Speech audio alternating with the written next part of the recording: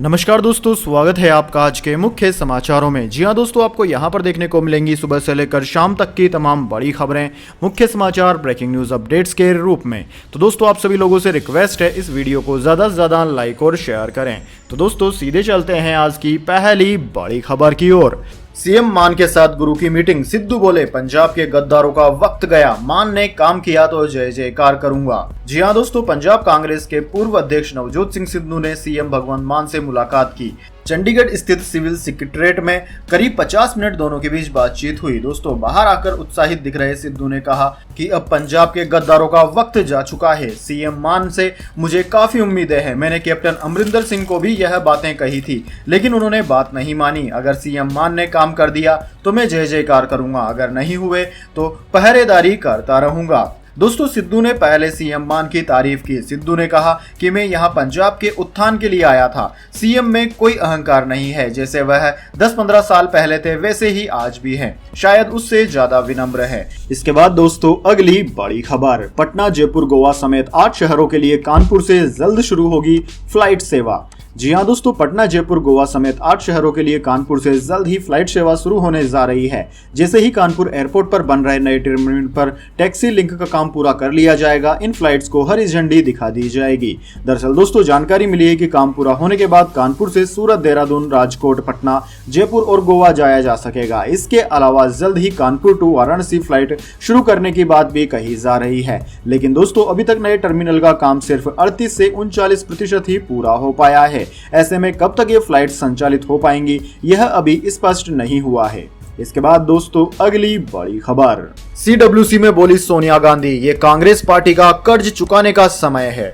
जी हां दोस्तों, खराब दौर से गुजर रही कांग्रेस पार्टी अब एक्टिव मोड में आ गई है। कांग्रेस का 3 दिवसीय चिंतन शिविर राजस्थान के उदयपुर में आयोजित होने जा रहा है। तो वहीं दूसरी तरफ राष्ट्रीय राजधानी दिल्ली के कांग्रेस मुख्यालय में कांग्रेस कार्य समिति CWC की बैठक चल रही है। सोनिया गांधी के अध्यक्षता में हो रही इस बैठक में कांग्रेस के पूर्व अध्यक्ष राहुल गांधी भी मौजूद हैं। दोस्तों, CWC की बैठक में कांग्रेस अध्यक्ष सोनिया गांधी ने कहा कि उदयपुर में आयोजित चिंतन शिविर में हमारे करीब 400 सहयोगी शामिल होंगे। इनमें से अधिकतर पार्टी के संगठन या केंद्र की सरकार में महत्वपूर्ण पदों पर है। उन्होंने कहा कि हम सब के लिए यह समय कांग्रेस पार्टी का कर्ज चुकाने का है। निश्चित रूप से हमें आत्म आलोचना की जरूरत है, लेकिन ये इस तरह नहीं किया जाना चाहिए जिससे आत्मविश्वास पर नकारात्मक असर पड़े।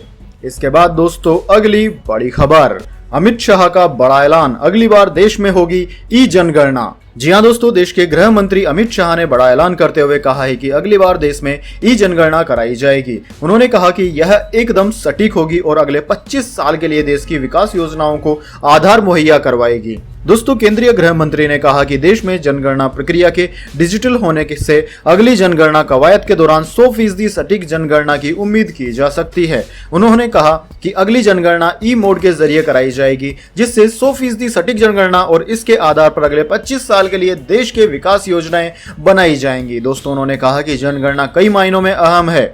असम जैसे राज्य के लिए यह और भी जरूरी है, जो कि आबादी के लिहाज से संवेदनशील है। कोविड-19 महामारी के चलते जनगणना प्रक्रिया में देरी हुई है। इसके बाद दोस्तों, अगली बड़ी खबर, आखिरी दिन 3 गुना सब्सक्राइब हुआ मेगा इशू, ग्रे मार्केट में घटा भाव।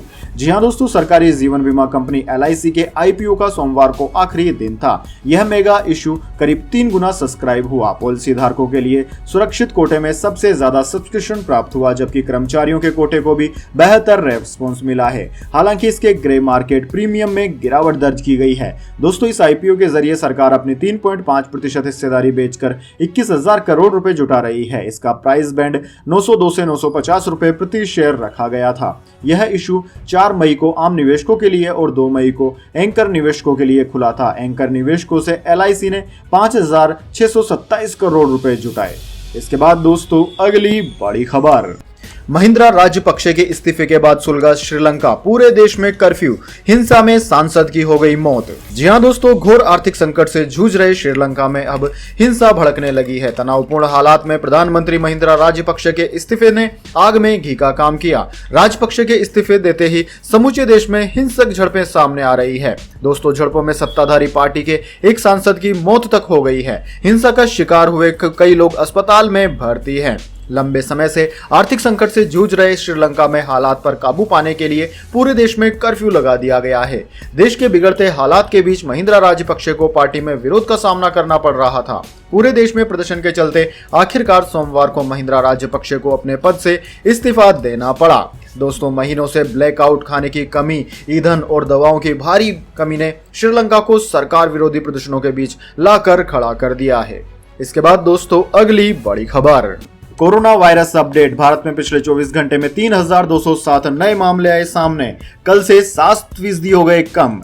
जी हां दोस्तों, भारत में पिछले 24 घंटे में कोरोना वायरस के 3,207 नए मामले सामने आए हैं, जो कि कल से 7% कम है। जारी आंकड़ों के अनुसार पिछले 24 घंटे में कोरोना से 29 लोगों की मौत हुई, जिसके साथ ही कोरोना से देश में मरने वालों की संख्या अब 5,24,093 हो गई है भारत सरकार के अनुसार।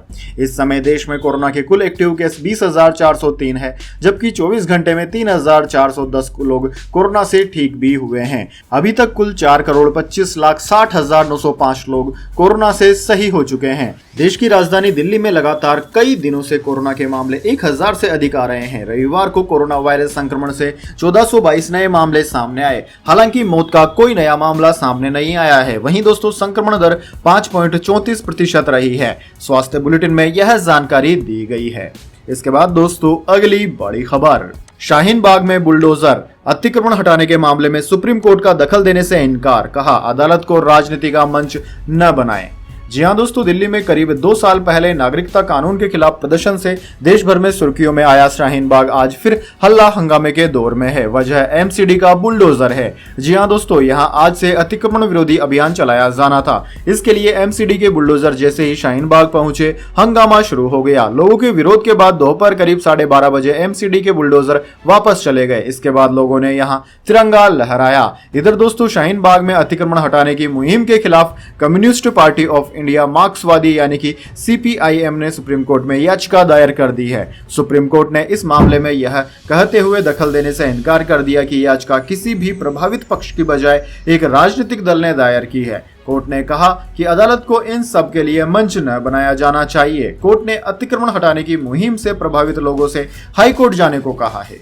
इसके बाद दोस्तों अगली बड़ी खबर, इंडिगो ने दिव्यांग बच्चे को फ्लाइट में चढ़ने से रोका। सिंधिया बोले ऐसा व्यवहार बर्दाश्त नहीं, एयरलाइन सीईओ ने मांगी माफी।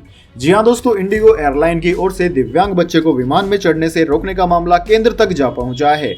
सोमवार को इसे लेकर केंद्रीय नागरिक उड्डयन मंत्री ज्योतिरादित्य सिंधिया ने कहा कि ऐसा व्यवहार बर्दाश्त नहीं किया जाएगा। इसके बाद एयरलाइन के सीईओ ने माफी मांगी है। वहीं दोस्तों देश की एविएशन रेगुलेशन बॉडी डीजीसीए ने इस मामले की जांच के लिए 3 सदस्यों की टीम का गठन किया है। यह टीम रांची और हैदराबाद जाकर पूरे मामले की पड़ताल करेगी। टीम को 1 हफ्ते के अंदर जरूरी सबूत जुटाकर डीजीसीए को देने होंगे। इनके आधार पर ही आगे की कार्यवाही तय की जाएगी।